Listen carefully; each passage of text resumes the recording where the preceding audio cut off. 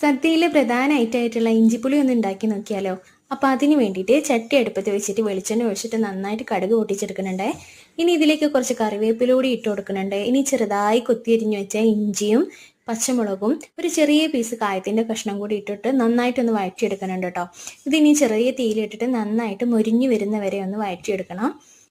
ഇഞ്ചി എത്ര ചെറുതാക്കി അരിയുന്നോ അത്രയും ടേസ്റ്റ് ഉണ്ടാവും കേട്ടോ ഇഞ്ചി പുളിക്ക്. അപ്പോൾ ഇതാ ഈ ഒരു പരുവത്തിന് ആവുന്നത് വരെ ഇളക്കി വേവിച്ചു കൊടുക്കുക കേട്ടോ. ആ സമയം തന്നെ ശർക്കര പാനിയാക്കാൻ വെക്കുന്നുണ്ട്. ഇനി നന്നായിട്ട് അരിച്ചിട്ട് ഇതിലേക്ക് ഒഴിച്ചു കൊടുക്കുക. നല്ല കുറുകി വരുന്ന സമയത്ത് അതിലേക്ക് ആവശ്യമായിട്ടുള്ള മസാലകൾ മുളകും പൊടിയും മഞ്ഞൾപ്പൊടിയും കൂടി ആഡ് ചെയ്ത് കൊടുക്കുന്നുണ്ട് കേട്ടോ. ഇനി നന്നായിട്ടൊന്ന് തിളപ്പിച്ചെടുക്കട്ടെ. നന്നായിട്ട് തിളച്ച് വരുന്ന സമയത്ത് അതിലേക്ക് ആവശ്യത്തിനുള്ള ഉപ്പ് കൂടി ഇട്ട് കൊടുക്കുന്നുണ്ട് കേട്ടോ. ഇനി നന്നായിട്ട് കുറുകി വരട്ടെ. ആ സമയത്ത് കുറച്ച് പുളി, ഒരു നാരങ്ങയുടെ വലുപ്പത്തിൽ പുളി നന്നായിട്ട് സോക്ക് ചെയ്തത് പിഴിഞ്ഞ് അതിലേക്ക് ഒഴിച്ചു കൊടുക്കുക. അപ്പോൾ അത്രയേ ഉള്ളൂ, സിമ്പിൾ റെസിപ്പിയാണ്. എല്ലാവരും ട്രൈ ചെയ്യുക.